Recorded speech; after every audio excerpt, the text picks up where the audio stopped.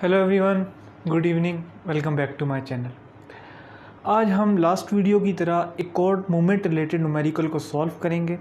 तो आइए हम सबसे पहले उसकी स्टेटमेंट एंड देन उसका सॉल्यूशन समझते हैं।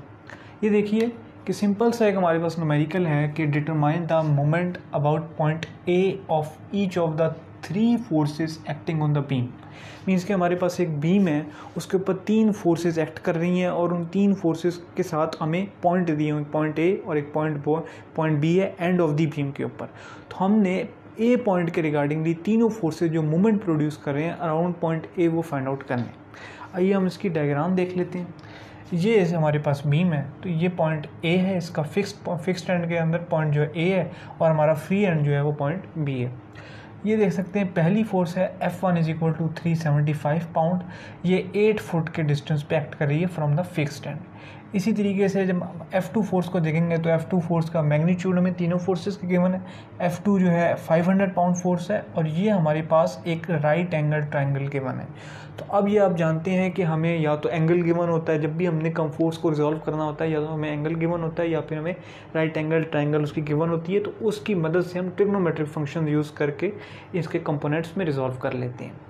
इसी तरीके से ये देखिए depth of the beam given है 0.5 फुट के। सबसे पहला स्टेप हम यहाँ पे F1 के रिगार्डिंग मोमेंट फाइंड आउट करते हैं। तो इसमें देख लीजिए कि F1 फोर्स है और हमारे पास अराउंड द पॉइंट ए।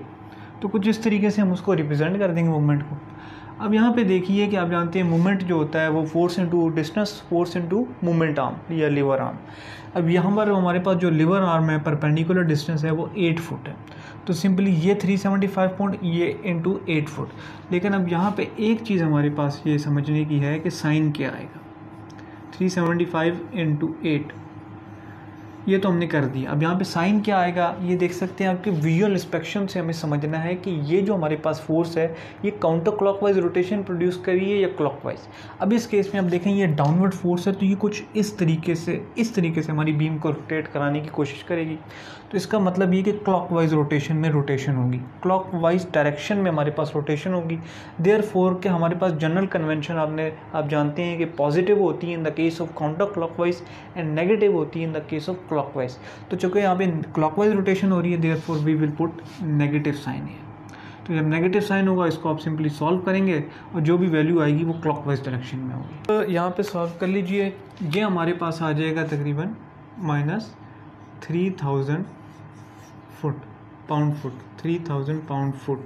अब अपने यूनिट का ध्यान रखना है कि अगर तो ये हमारे पास न्यूटन मीटर में है तो फिर न्यूटन और मीटर में है तो न्यूटन मीटर है वरना पाउंड फुट।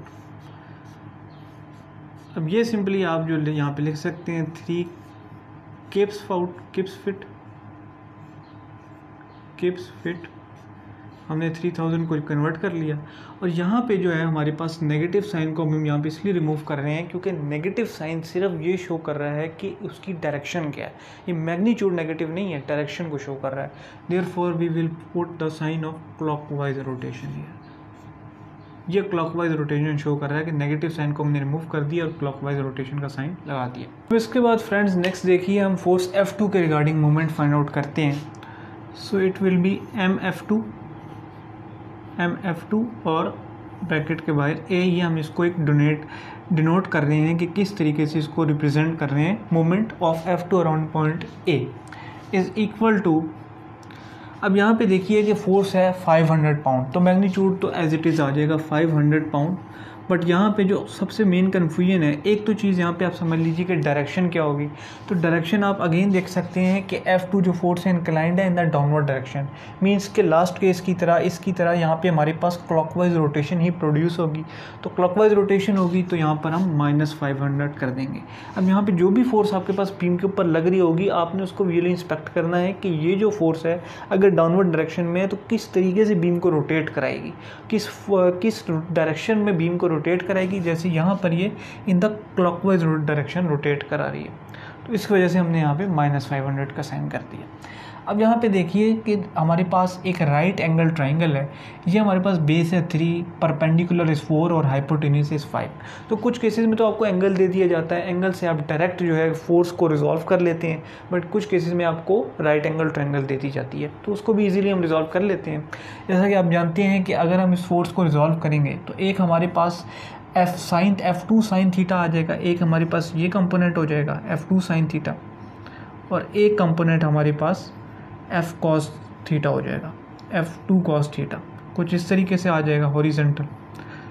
अब इस केस में हमें जो कंपोनेंट चाहिए, चूँकि हमें परपेंडिकुलर डिस्टेंस चाहिए यहाँ से लेकर यहाँ तक का, तो ये हो गया 8 foot plus 6 foot 14 foot, and यहाँ पर हमें ये कंपोनेंट चाहिए क्योंकि ये हमारे पास वर्टिकल है और ये हॉरिजेंटल परपेंडिकुलर डिस्टेंस होगा।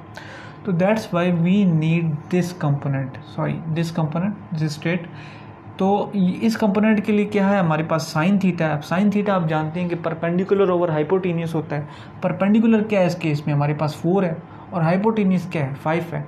तो सिंपली लिख दीजिए कि हमारा लिवर आर्म जो होगा वो 4/4 की रेशो होगा। तो ये हमारे पास एक पूरी जो है क्वेश्चन बन गई मोमेंट की F2A की। उसके बाद इसको सिंपली सॉल्व कर लीजिए, इट इज़ -5600 हमारे पास आ जाएगा। आप लोग कैलकुलेटर पे भी करके देख लीजिए, पाउंड फुट। अब अगेन जब इस तरीके से पाउंड फुट होगा तो आप उसको किप्स में कन्वर्ट कर लीजिए। तो यहाँ पे मैं उसको किप्स में कन्वर्ट कर लेता हूँ, 5.6 किप्स फुट क्लॉकवाइज है। तो ये इसको आप यहाँ पे लिख सकते हैं कि जी क्लॉकवाइज रोटेशन है, या फिर इसको आप इस साइन से रिप्रेजेंट कर सकते हैं कि हमारे पास रोटेशन क्लॉकवाइज डायरेक्शन में। और ये नेगेटिव साइन लिखने की यहाँ पे इसलिए ज़रूरत नहीं है क्योंकि जब हमने ये लिख दिया है तो नेगेटिव साइन डायरेक्शन को शो करता है, मैग्नीट्यूड को शो नहीं करता। अब ये फोर्स F3 के लिए आप देखिए कि MF3A इज़ इक्वल टू, अब यहाँ पे जो फर्स्ट ऑफ ऑल जो स्टेप हमने करना है वो ये कि हमारी फोर्स इंक्लाइंड है इन द डाउनवर्ड डायरेक्शन। तो अब आप उसको स्प्लिट कर लीजिए, मीन्स कि ये हमारी पास फोर्स है अगर F3 160 पाउंड की, तो अब इसको स्प्लिट करके हमने इसके रेक्टेंगुलर कंपोनेंट्स में स्प्लिट कर लेना है। ये कुछ हमारे पास हो गया इसका F cos theta, F3 cos theta का कंपोनेंट, F3 cos थीटा, और ये हमारे पास हो जाएगा इसका F3 sine theta, F3 sine theta. अब थीटा यहाँ पे हमें गिवन है which is equal to 30 degree, ठीक हो गया। थीटा हमारे पास 30 डिग्री गिवन है। तो अब यहाँ पे बात समझने की कि ये जो वर्टिकल हमारे पास कंपोनेंट है ये F3 cos थीटा है, क्योंकि हमारी जो फोर्स है इन द डाउनवर्ड डायरेक्शन है, और कुछ इस तरीके से हॉरिजॉन्टल कंपोनेंट यहाँ पे हमारा F3 साइन थीटा है अकॉर्डिंग टू ज्योमेट्री। अब जब हमने इस फोर्स को कंपोनेंट्स के अंदर रिजॉल्व किया तो ईच कंपोनेंट के रिगार्डिंगली हम देखेंगे कि परपेंडिकुलर मोमेंट क्या प्रोड्यूस हो रहा है और उसका लिवर आर्म क्या है।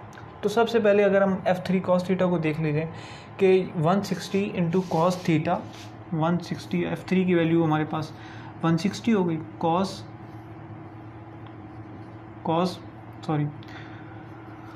30 डिग्री। अब यहाँ पे जो बात समझने की है वो ये कि हमारे पास लिवर आर्म है। तो ये देख सकते हैं जब हमारे पास ये वर्टिकल डाउनवर्ड डायरेक्शन है तो ये हॉरिजॉन्टल डिस्टेंस इसके परपेंडिकुलर है। So that will be 8 + 6 14, 14 + 5 19 foot. तो ये 19 फुट इस केस में हमारे पास क्या हो गया, लिवर आर्म हो गया। अब प्लस किस लिए, क्योंकि हमने अब F3 साइन थीटा जो हमारे पास दूसरा कंपोनेंट है उसके रिगार्डिंगली मूवमेंट फाइंड करना है। अब ये F3 साइन थीटा इसको आप लिख लीजिए again 160 into cos 160 into sine 30 degree. अब यहाँ पे देखिए ये 0.5 फुट है, ये हमारा जो पॉइंट है A और ये इसकी डेप्थ है 0.5 फुट। मीन्स के अगर हमारे पास ये हॉरिजेंटल कंपोनेंट है तो vertical distance will be it's perpendicular. तो ये हमारे पास ये जो वर्टिकल डिस्टेंस है 0.5 फुट का ये हमारे पास, तो सिंपली मैं यहाँ पे 0.5 फुट लिख दूंगा। तो ये हमारे पास पूरी क्वेश्चन कंप्लीट हो गई। अब एक सवाल यहाँ पे और बनता है कि इस केस में मैंने यहाँ पे इसका हॉरिजॉन्टल कंपोनेंट क्यों नहीं लिया। यहाँ पे वर्टिकल कंपोनेंट तो हमने लिया 4 आउट ऑफ 5, लेकिन हॉरिजॉन्टल नहीं लिया क्योंकि ए पॉइंट यहाँ पर ही है। तो इससे जो अगर मैं इसका यहाँ पे हॉरिजॉन्टल कंपोनेंट लेता तो वर्टिकल डिस्टेंस यहाँ पे कुछ बनता ही नहीं है, वो 0 है, तो अल्टीमेट 0 हो जाता। बट यहाँ पे चूँकि 0.5 फुट हमें गिवन है, इसलिए यहाँ पे हमने इसका कंसिडर किया है। अब इसको आप सिंपली सॉल्व कर लीजिए, उसकी वैल्यू जो होगी वो हमारा आंसर होगा 2593 पाउंड फुट। अब डायरेक्शन को यहाँ पर भी समझ लीजिए कि ये हमारे पास फोर्स है। अब आप जानते हैं जब ये फोर्स एक्ट करेगी अराउंड पॉइंट ओ हमने देखना है, तो rotation will also be in clockwise direction. तो यहाँ पर भी F3 के केस में भी रोटेशन क्लॉकवाइज है, therefore we will put negative sign here. And जब हम इसको कन्वर्ट करेंगे तो 2.593 किप्स फुट हो जाएगा, और हमारे पास जो रोटेशन है वो इन द क्लॉकवाइज डायरेक्शन है। तो ये आप साइन यूज़ कर सकते हैं या फिर क्लॉकवाइज का सिंपली वर्ड भी लिख सकते हैं, उससे क्लियर हो जाएगा कि हमारे पास डायरेक्शन क्या है। और ये माइनस साइन को हटा दीजिए।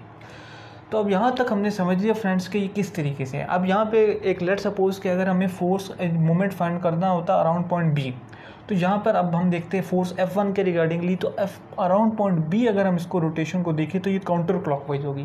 तो जिस पॉइंट के रिगार्डिंग यानी सेंटर ऑफ मोमेंट जो होगा उसके रिगार्डिंगली हमने फोर्स का इफेक्ट देखना है कि वो क्लॉकवाइज रोटेशन में या काउंटर क्लॉकवाइज में, और उसके अकॉर्डिंगली हमने कन्वेंशन और साइन को यूज़ करना है। तो ये फ्रेंड ये कॉन्सेप्ट है, और ये बहुत ही ईजी न्यूमेरिकल था मोमेंट का। तो इसमें सिंपली ये कि बस ज़्यादा फोर्सेस थी, लास्ट में हमने जो किए थे उसमें एक फोर्स थी। तो ये 3 फोर्सेस का न्यूमेरिकल था। तो उम्मीद है कि आपको ये न्यूमेरिकल और ये कॉन्सेप्ट समझ आया होगा। तो अगर आपको ये वीडियो पसंद आई है और ये न्यूमेरिकल समझ आया तो काइंडली इस चैनल को ज़रूर लाइक कीजिएगा, चैनल को ज़रूर सब्सक्राइब कीजिएगा और मेरी वीडियो को ज़रूर लाइक कीजिएगा। तो मिलता हूँ फिर आपसे किसी अगली वीडियो में नए न्यूमेरिकल के साथ या नए टॉपिक के साथ। तब तक के लिए बहुत शुक्रिया, थैंक यू एंड अल्लाह हाफ़िज़।